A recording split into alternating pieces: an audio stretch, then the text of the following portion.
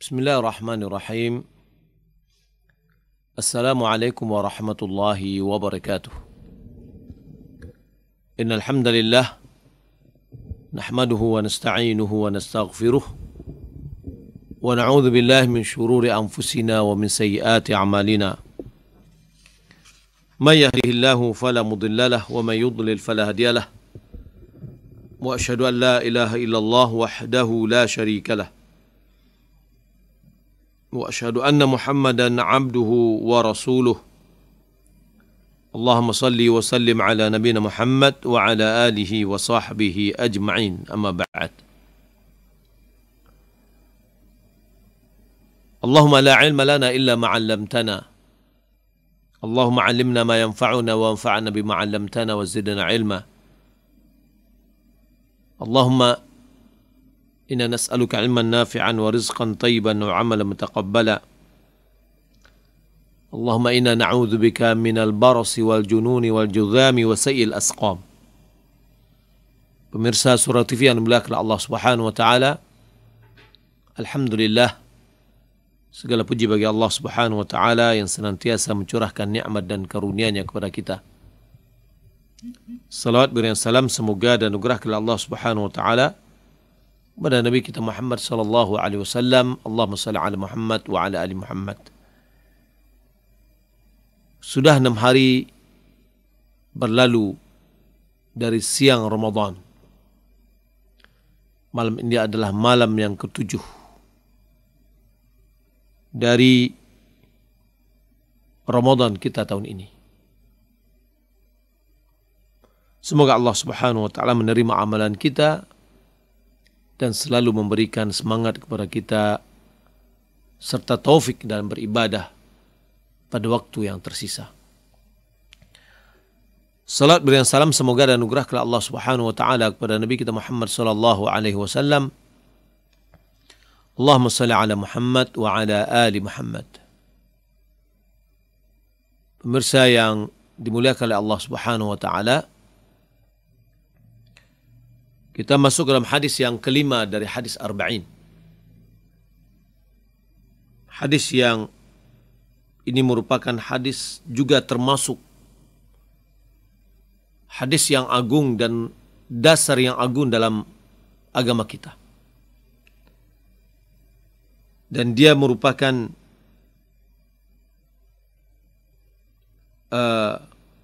timbangan atau barometer terhadap amalan zahir kita.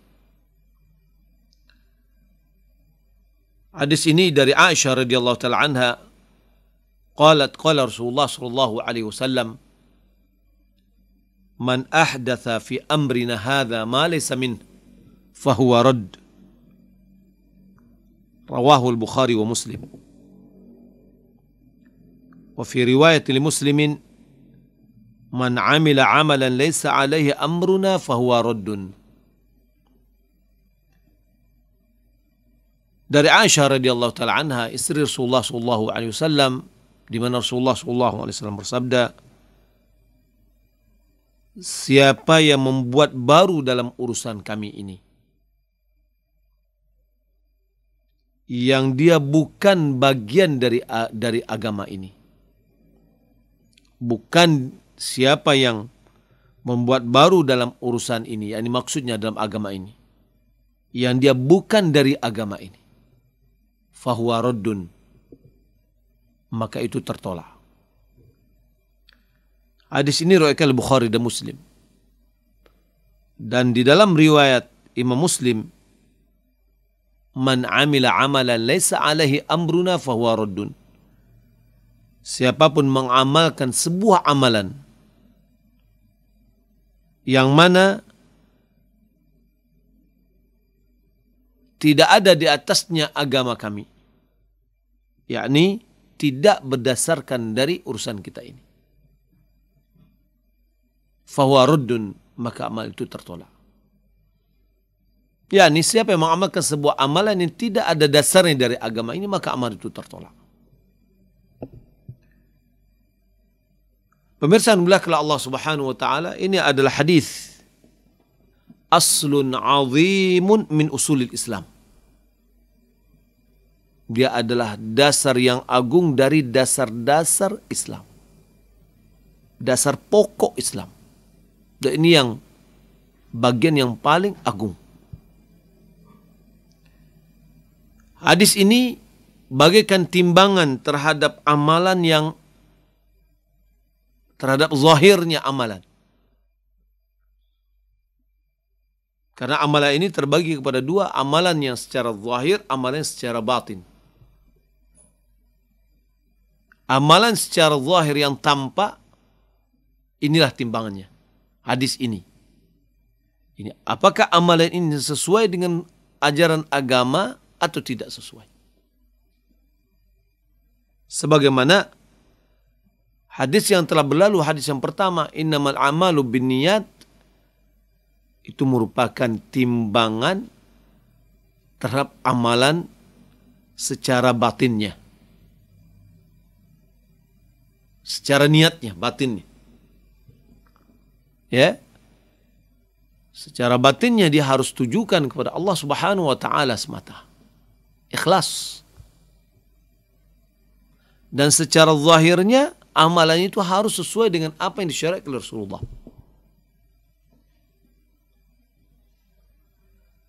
Pemirsa yang dimuliakan Allah Subhanahu wa taala, sebagaimana setiap amalan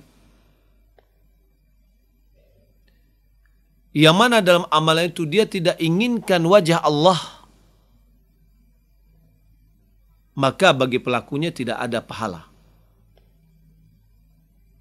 Dia mungkin mengharapkan dunia, mengharapkan nama, mengharapkan balasan di dunia. Dia tidak inginkan wajah Allah Subhanahu wa taala, maka dia pelakunya tidak mendapatkan pahala dalam amalannya itu. Begitu juga setiap amalan yang tidak ada di atasnya dasar dari Allah dan Rasulnya, tidak dari perintah dari Allah dan Rasulnya, maka juga amalan itu tertolak terhadap pelakunya.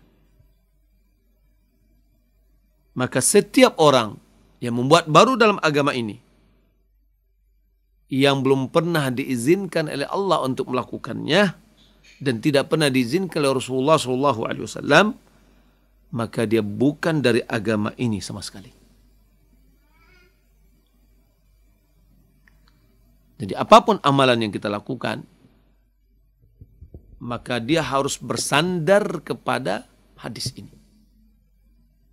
Apakah amalan ini kita lakukan ini ada dasarnya di agama ini atau tidak ada dasarnya? Nabi SAW pernah mengatakan dalam khutbahnya, Inna asdaqal hadith kitabullah, wa khairul hadi hadi Muhammad SAW, wa syarrul umuri muhdatsatuha. Kata Nabi SAW, sesungguhnya perkataan yang paling jujur adalah kitab Allah. Dan sebaik-baik petunjuk adalah petunjuk Rasulullah. Dan seburuk-buruk perkara adalah perkara-perkara yang baru. InsyaAllah dalam masalah perkara-perkara yang baru ini akan kita bahas dalam hadis yang khusus. Yaitu hadis, pembahasan dari hadis Al-Irbad bin Sariyah. InsyaAllah ta'ala.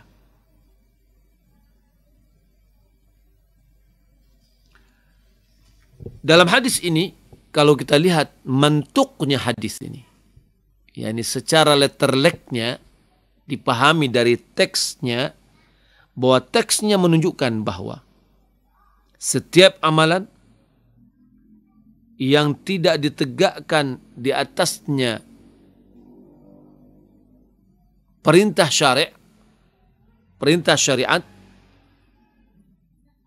maka amalan itu tertolak. Setiap amalan yang tidak ada di atasnya syariat atau perintah syariat, maka amal itu tertolak. Itu secara teksnya kita bisa pahami. Karena Nabi SAW mengatakan, man ahdatha fi amrina hadza ma laysa minhu fahuwa radd. Secara mafhumnya bisa dipahami anna kulla amalin alaihi amruhu fahuwa ghairu mardud. Setiap amalan yang di atas amalan itu ada perintahnya, ada syariatnya, maka amalan itu tidak tertolak. Artinya diterima. Kalau seandainya apapun amalan yang kita lakukan, jika amalan itu ada dasarnya dari agama ini, maka amalannya tidak tertolak. Apapun amalan yang dikerjakan yang tidak ada didasari oleh perintah syariat, maka amalan itu tertolak.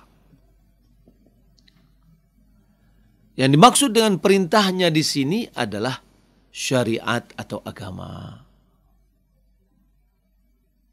Maka mananya anna man kana amaluhu kharijan 'anil syara'. Siapapun, bahwasanya setiap orang yang amalannya keluar dari syariat, laisa muqayyadan bisyara', amalannya ini tidak dibatasi oleh syariat, maka amalan itu tertolak. Amalan itu tertolak. Jadi dikembalikan kepada dasar secara zahir. Apapun amalan yang kita kerjakan, kalau amalan itu keluar dari syariat dan tidak dibatasi atau dikaitkan atau tidak dibatasi oleh syariat dengan syariat, maka amalan itu tertolak. Pemirsa yang dimuliakan Allah Subhanahu wa taala, inilah timbangannya. Ketika kita apapun amalan kita lakukan, ini ada syariatnya atau tidak ada syariatnya. Kalau ada syariatnya, amalannya diterima, tidak tertolak. Tinggal secara zahirnya tidak tertolak. Kalau kita bawa misalkan diumpamakan deh, seperti urusan dunia, tender misalkan. Kalau seandainya seorang ikut dalam sebuah tender, maka dia harus membatasi dirinya dengan tender itu. Dia harus mengikuti kualifikasi dari barang-barang yang akan diminta. Apa kriteria, apa speknya? Diminta besi. Besi yang mana? Ukurannya berapa? Dan seterusnya. Kalau seandainya seorang yang ikut tender ini membawa besi yang tidak sesuai dengan spek yang telah ditunjukkan, apakah akan diterima? Tentu bagi panitia yang betul-betul disiplin menjalankannya sesuai yang telah ditetapkan, tentu dia tidak akan terima. Alasannya apa?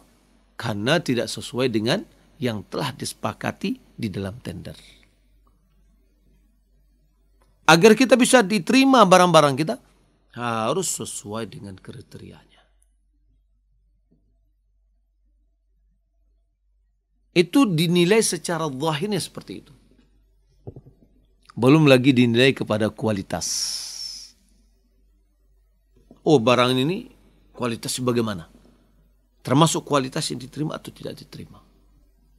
Tapi secara zahir diukur memang sama sebagaimana disebutkan.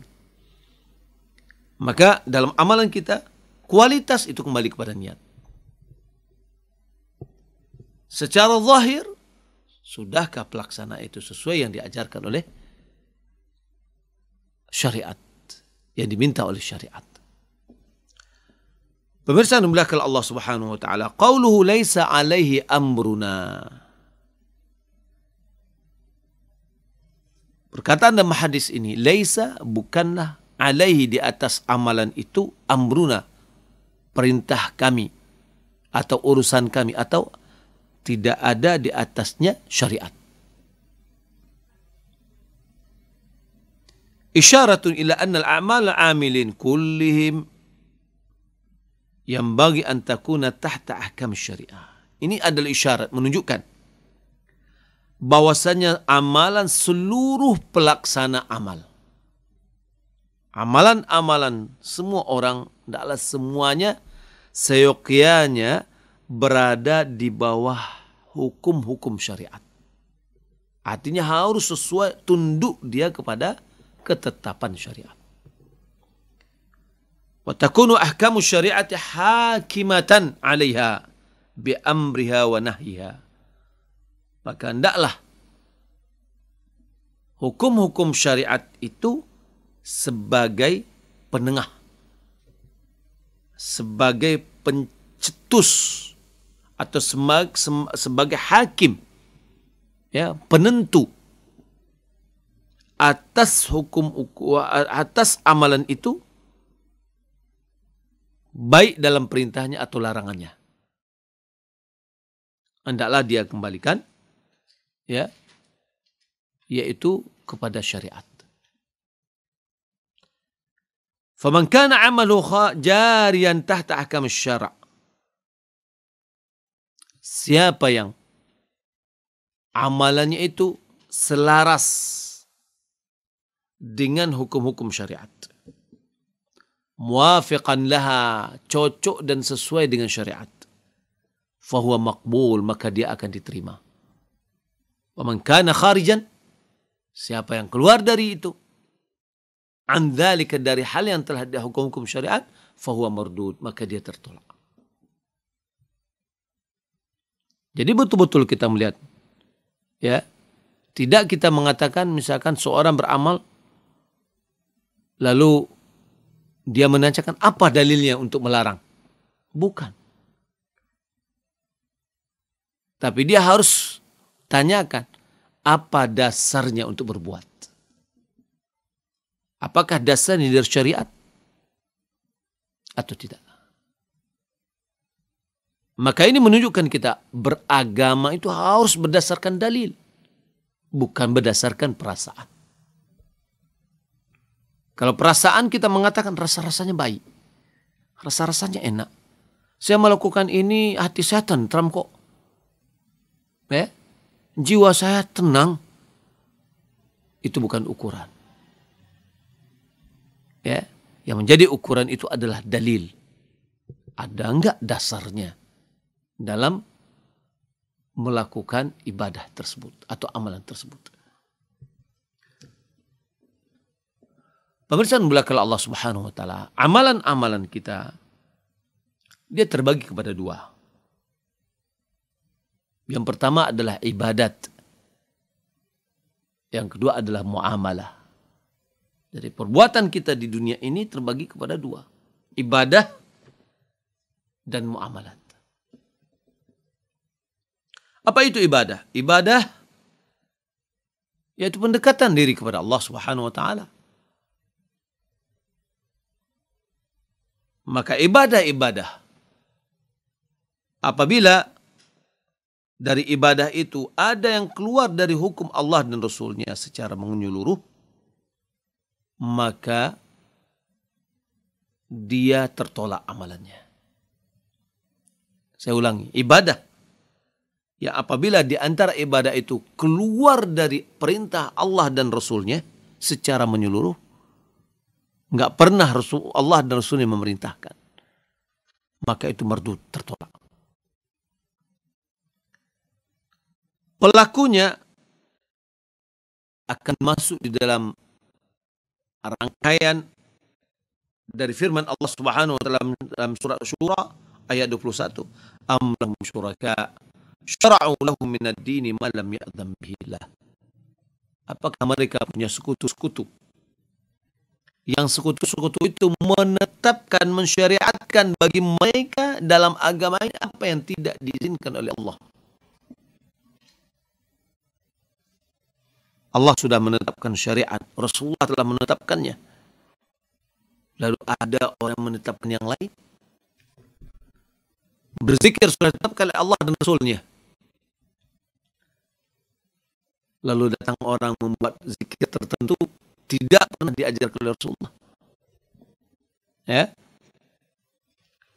Maka siapa mendekatkan diri kepada Allah dengan amalan yang tidak pernah dijadikan oleh Allah Subhanahu wa taala dan Rasulnya sebagai pendekatan diri kepadanya,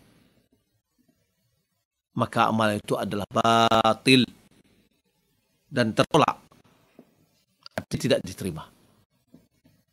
Ya, siapapun yang mendekatkan dirinya kepada Allah dengan sebuah amal yang tidak pernah dijadikan, ditetapkan oleh Allah dan Rasul sebagai pendekatan diri kepada Allah, lalu secara perasaan dia kata, oh ini bagus nih untuk mendekatkan diri kepada Allah, maka amalan itu kalau tidak ada disyariatkan, tidak ada dasar dari Al-Quran dan Sunnah, maka amalan itu tertolak, amal itu batil.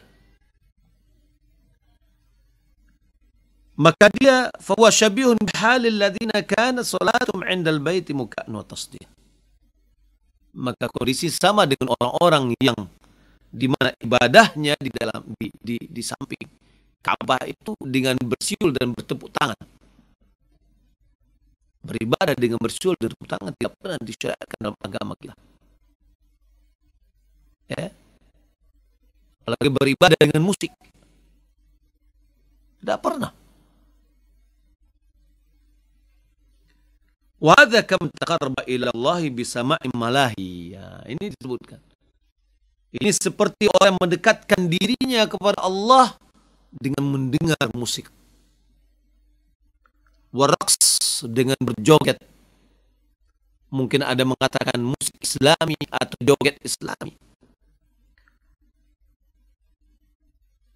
Atau bikashfir ra'si fi ghairil ihram, atau dia merasakan mendekatkan dirinya kepada Allah dengan cara menyingkapkan kepalanya, ya, di luar dari berihram. Berihram disyariatkan. Ya, mendekatkan diri kepada Allah itu ada disyariatkan, tidak boleh menutup kepala ketika berihram. Tapi kalau seandainya ada orang yang melakukan itu di luar dari berihram, dia katakan bahwa tidak menutup kepala itu lebih afdal, lebih mendekatkan diri kepada Allah, maka ini adalah sebuah amalan yang tidak ada dasarnya di agama ini. Walaysa makana qurbatan fi ibadatin yakunu qurbatan fi ghairiha mutlaqah. Disebutkan ini sebuah kaidah bahwa sebuah amalan dalam satu sisi dia adalah pendekatan dan dia tidaklah bisa menjadi pendekatan kepada Allah Subhanahu wa taala pada tempat yang lain. Ya, saya ulangi. Walaysa makana qurbatan fi ibadatin yakunu qurbatan fi ghairiha mutlaqan. Sebuah amalan yaitu merupakan pendekatan dalam satu ibadah, maka dia tidak bisa dijadikan sebagai pendekatan pada ibadah yang lain. Faqad ra'a Nabi sallallahu alaihi wasallam rajulan qa'iman fi syams. Nabi telah melihat ada seorang yang dia berdiri di bawah terik matahari. Fasa'ala anhu, lalu Nabi bertanya kepada dia tentang dia. Faqala innahu nadhara an yaquma wa la yaq'ud wa yastadhilla wa yasum. Dia ini berdasar untuk berdiri tidak duduk dan tidak berteduh dan berpuasa. Jadi dia bernazar untuk tetap berdiri dan tetap di bawah terik matahari, nggak mau berteduh dan berpuasa. Kalau kita lihat ini ada ibadah, ya. Lalu apa kata Nabi? Fa'amarahu Nabi an yaq'ud. Diperintahkan oleh Nabi untuk berduduk. Wa istadhil, untuk bernaung di bawah naungan. Wa yutimma shaumahu, dan dia lanjutkan puasanya. Wa lam yaj'al qiyamahu wa buzurahu lisyamsi qurbatan yufa binadharihima. Nabi tidak jadikan bahwa berdirinya dan duduknya dia bawah terik matahari, Nabi tidak jadikan itu sebagai pendekatan diri kepada Allah Subhanahu wa taala, harus ditunaikan nazarnya. Ma'annal qiyama ibadatun fi mawadi' ukhra. Ya, ma'annal qiyama ibadatun fi mawadi' ukhra. Sementara berdiri itu sendiri dia merupakan ibadah pada tempat-tempat lain. Tapi dalam kondisi ini tidak. Seperti sholat, ya, diperintahkan untuk berdiri. Malahan sholat yang terbaik itu adalah tul qunut, yakni berdirinya yang lama. Azan disyaratkan untuk berdiri. Khutbah juga, ya. Kemudian berdoa di Arafah itu dianjurkan berdiri.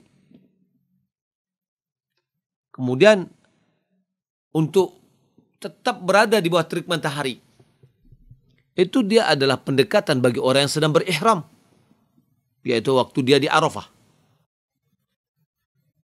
Maka dia tidak bisa pendekatan pada waktu yang lain.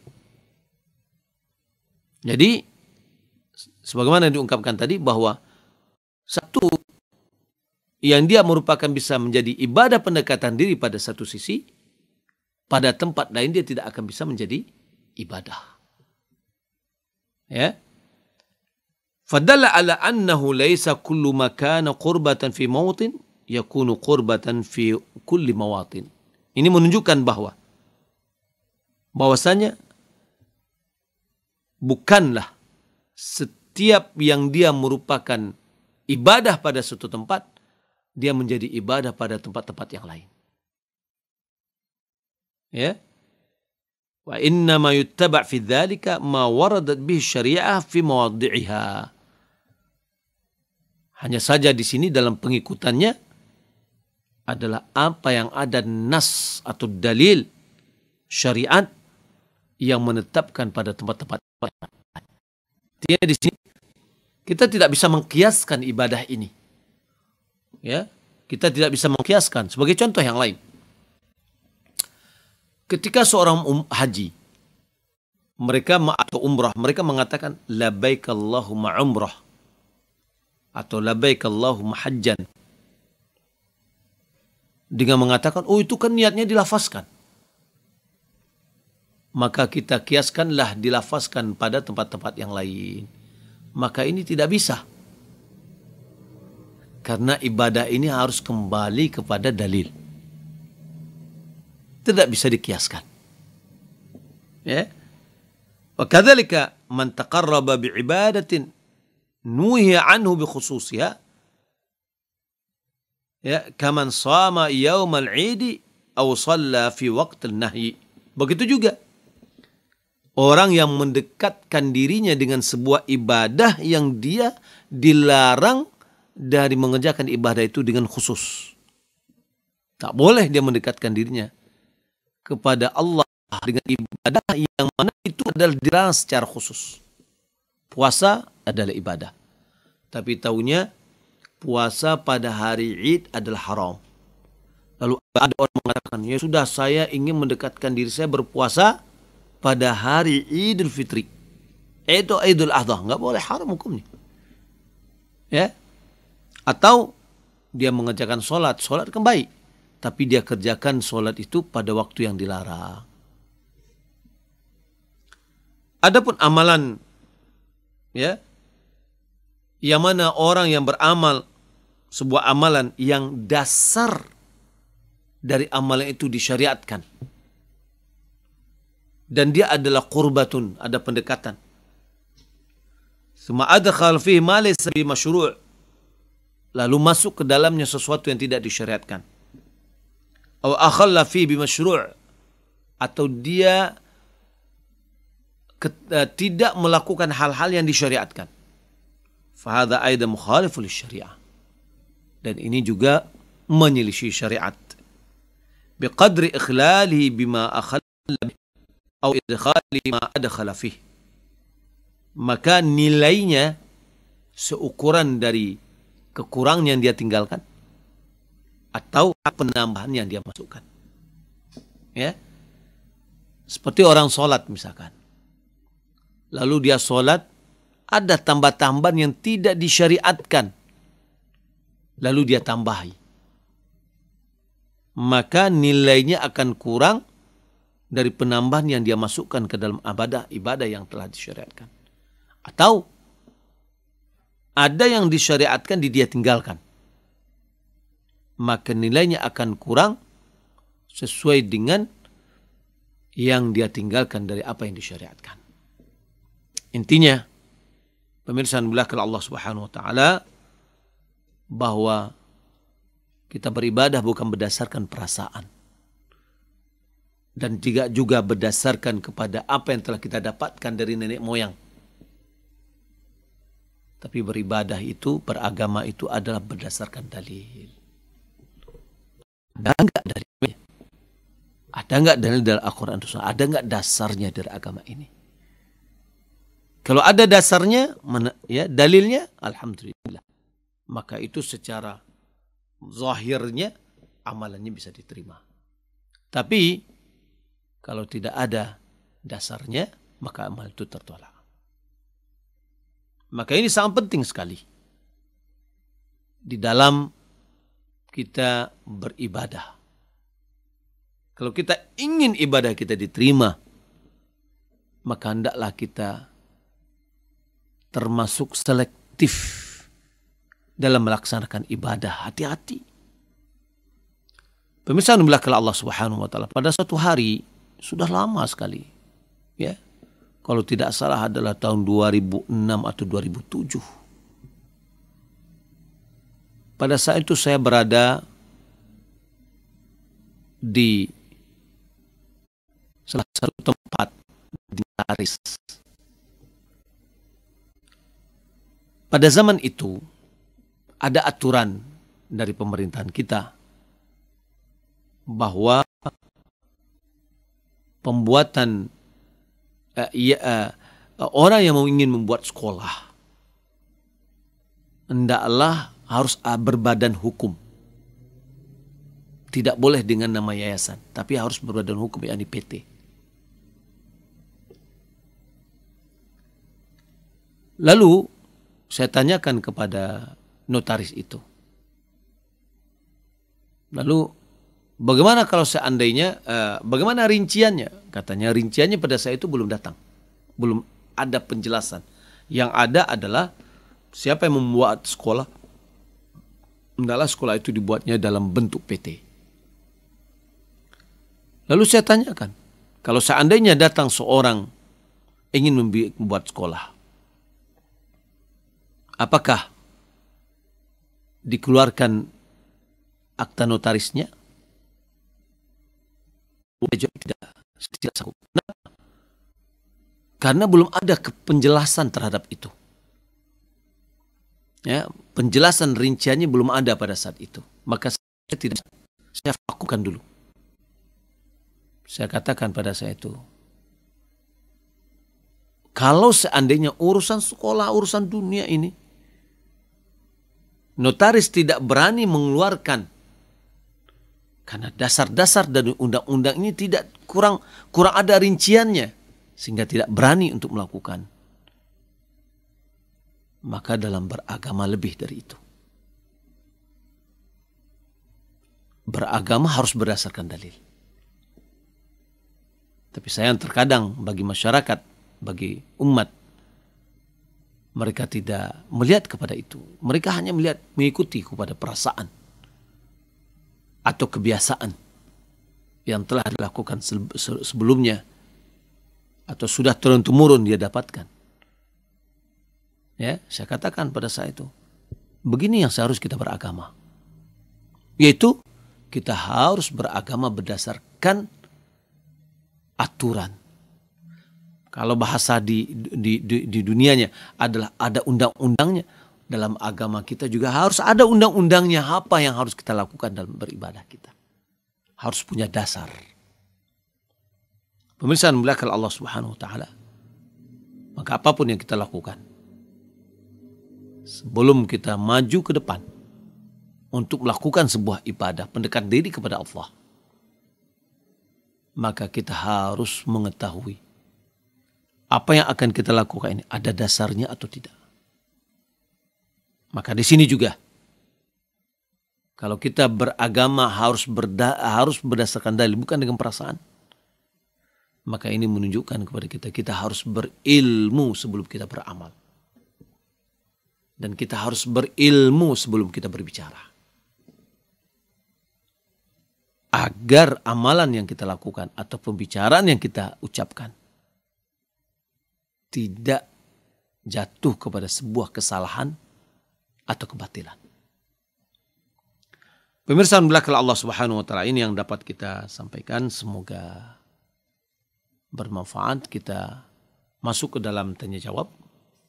Kalau seandainya ada pertanyaan-pertanyaan yang akan kita diskusikan pada pertemuan ini, ya,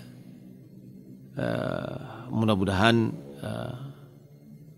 bisa mendapatkan penjelasan. Ya. Taib. Ini ada pertanyaan. Mohon izin bertanya Buya, apakah boleh memberikan zakat mal kita 2 atau 3 tahun kepada ibu mertua untuk beliau berangkat umroh? Ibu mertua seorang janda dan kurang mampu tapi berkeinginan berangkat umroh. Taib. Pertama, zakat mal itu atau zakat itu harus kita berikan kepada orang yang tidak mampu. Fakir atau miskin. Ya. Fakir, dia tidak punya apa-apa. Miskin, kehidupannya tidak mencukupi. Maka kita berikan dia zakat untuk membantu kehidupannya. Zakat ini bukan untuk memperkaya orang lain. Tapi bagaimana kekurangan yang dia lakukan adalah kekurangan yang dia miliki bisa terbantu dengan zakat.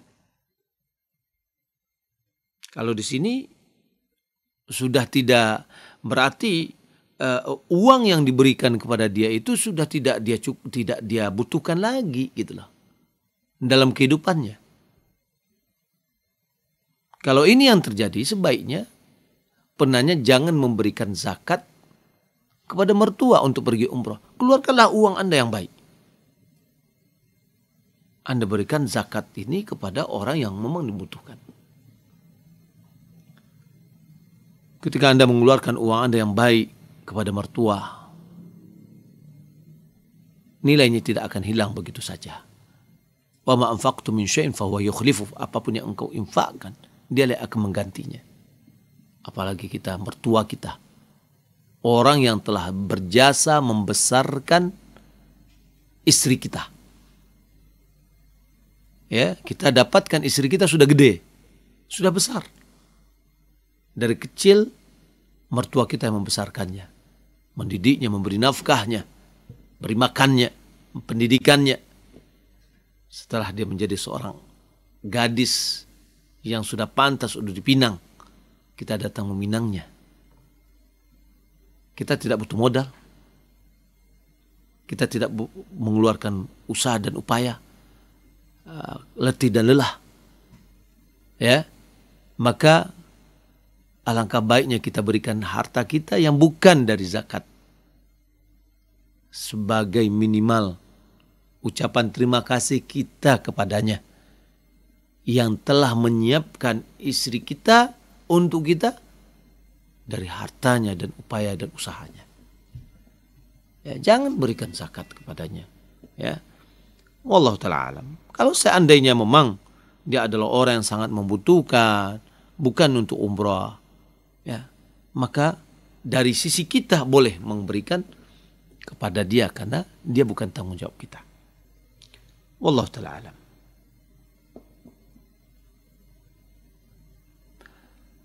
Assalamualaikum waalaikumsalam warahmatullah.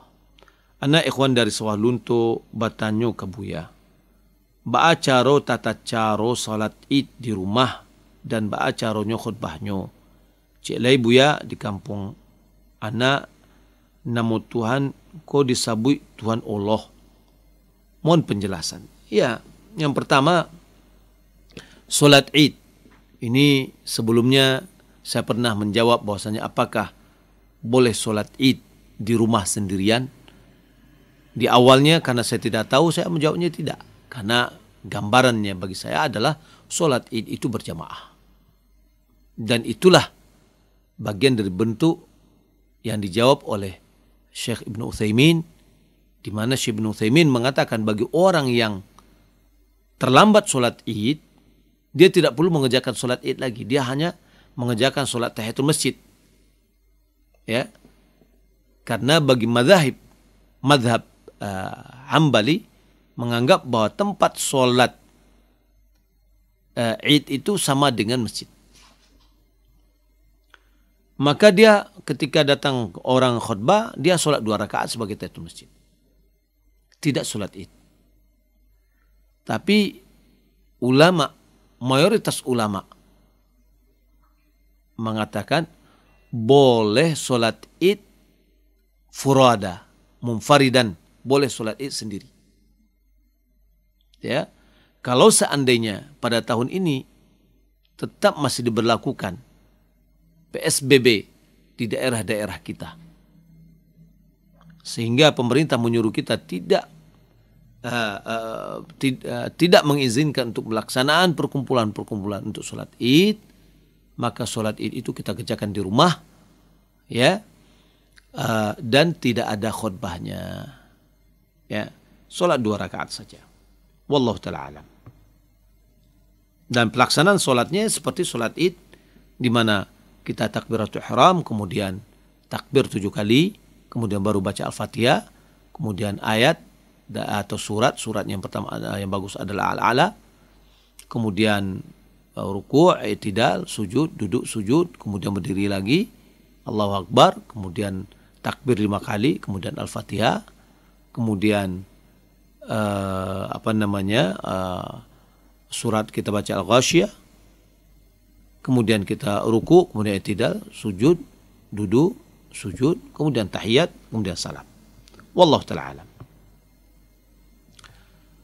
Assalamualaikum Ustadz, Ariul dari Batu Sangkar. Di saat pandemi Corona, kita mau sholat berjamaah karena di zona hijau, sementara kita dilarang orang tua. Apa yang saya lakukan? Ya, kita taati orang tua kita. Daerah hijau pun itu kan nilai hijau, kuning, merah itu kan penilaian kalau sudah ada yang di situ positif. Tapi kita tidak tahu, belum terdeteksi, ya. Apalagi pada daerah kita sekarang di Sumatera Barat sudah cukup ada peningkatan yang signifikan jumlah orang yang terkena positif.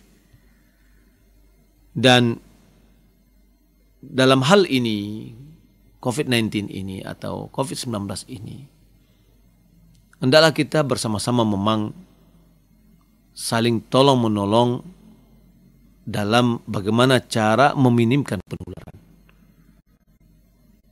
Hendaklah kita mengikuti aturan-aturan yang diarahkan oleh pemerintah.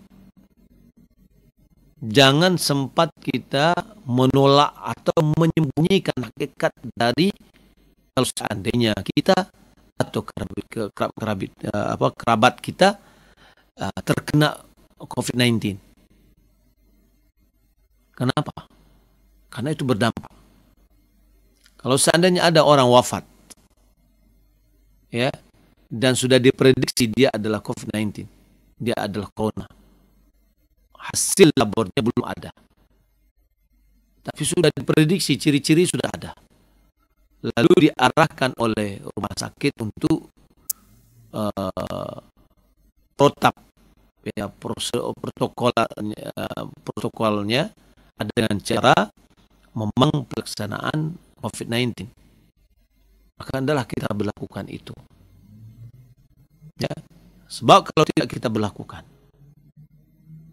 sehingga memandikannya, mengafaninya atau berinteraksi dengannya tanpa memakai alat pelindung diri, maka itu sangat-sangat berpotensi ada penularan. Dan ini akan membahayakan orang lain. Ya, otomatis akan akan meningkat jumlah orang yang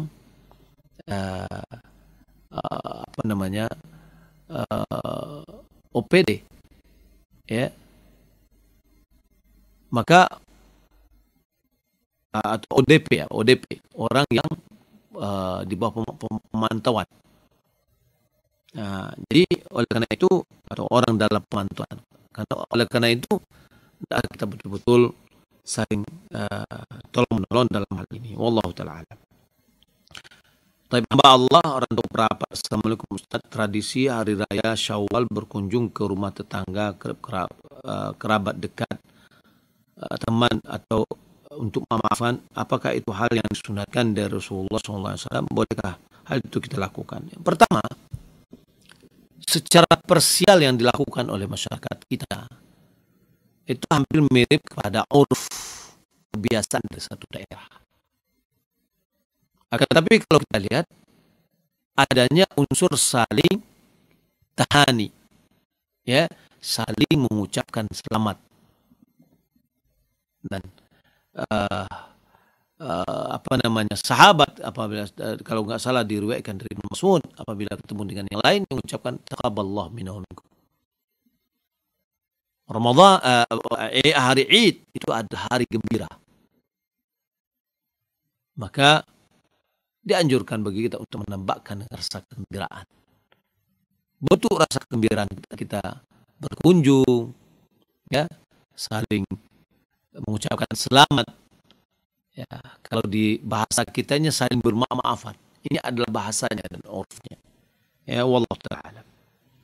Akan tapi hal yang seperti itu, karena dia tidak termasuk kepada bagian dari ibadah, tapi dia masuk bagian kepada muamalah.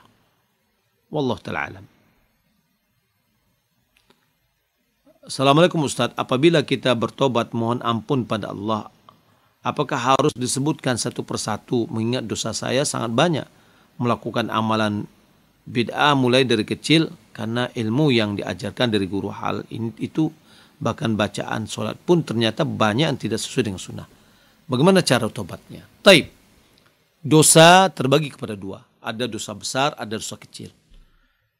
Dosa yang sangat diperlukan taubat itu adalah dosa besar.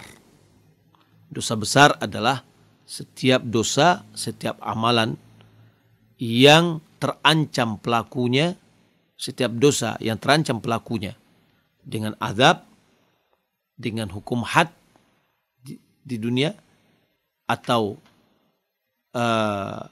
terlaknat, atau ghadab Allah, atau kemurkaan Allah, atau berlepas diri, atau bukan dari golongan kami. Kalau seandainya amalan-amalan itu sehubungan dengan yang tadi, maka itu adalah dosa besar, maka dosa besar harus diiring dengan taubat, yaitu berhenti dari perbuatan itu, menyesal yang telah terjadi dan bertekad untuk tidak mengulang kembali, dan kita beristighfar kepada Allah Subhanahu wa taala. Adapun dosa-dosa kecil itu akan terhapus dengan amal-amal soleh kita. Ya. Adapun amalan kita yang dahulunya banyak bid'ahnya karena kita tidak tahu, maka dari sekarang kita sudah hendaklah kita memperbaiki diri kita. Wallahu ta'ala alam.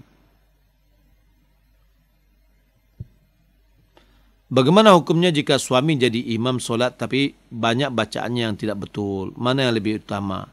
Solat sendiri atau berjamaah dengan imam yang tidak betul bacaannya? Ya, kalau seandainya banyak yang salah tajwidnya, bacaannya kelepotan misalkan, ya, hafalannya juga tidak, ya sudah solat sendiri-sendiri.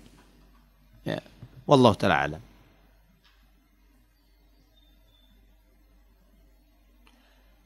Abdi Riau, assalamualaikum Ustaz. Waalaikumsalam. Saya mau tanya Ustaz, bulan Ramadan ini pemerintah memberlakukan ibadah di rumah masing-masing, tetapi masyarakat tetap melakukan ibadah berjamaah di masjid dengan alasan daerah masih aman, tapi saya pribadi lebih patuh pada imbauan pemerintah. Bagaimana pendapat Ustadz dengan sikap Anda, terutama antara sholat berjamaah, sholat Jumatnya bagaimana? Iya, kita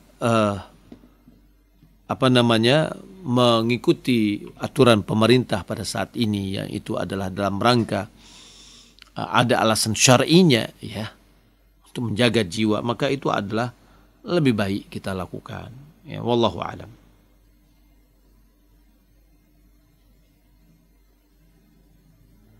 Buya, saya Andi dari Pasaman Barat. Kalau membersihkan masjid, amalannya apa tuh Buya? Ya, alhamdulillah, itu amalan yang sangat mulia. Nabi SAW pernah membersihkan ya bekas ingus di masjid. Nabi SAW mengatakan al-busaq fil masjid khati'ah kafaratu dafnuhu. Kata Nabi SAW. Beliau mengatakan bahwasanya meludah di dalam masjid adalah sebuah dosa. Maka kafaratnya adalah menimbunnya. Kalau dulu masjid Nabi SAW itu pasir. Tidak marmer, apalagi karpet gitu ya. Pasir. Maka untuk menghilangkannya ada ditimbun.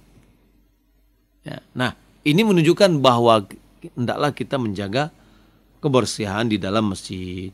Bagi kita menjalankan, membersihkan masjid, Masya Allah, itu adalah pahala yang baik bagi kita. Wallahu ta'ala alam. Mukhlisin Lampung, pertanyaan saya, kalau kita sholat witir 3 rakaat, apakah 1 salam atau 2 salam Ustaz? 2 salam yang terbaik. 2 rakaat tambah 1 rakaat.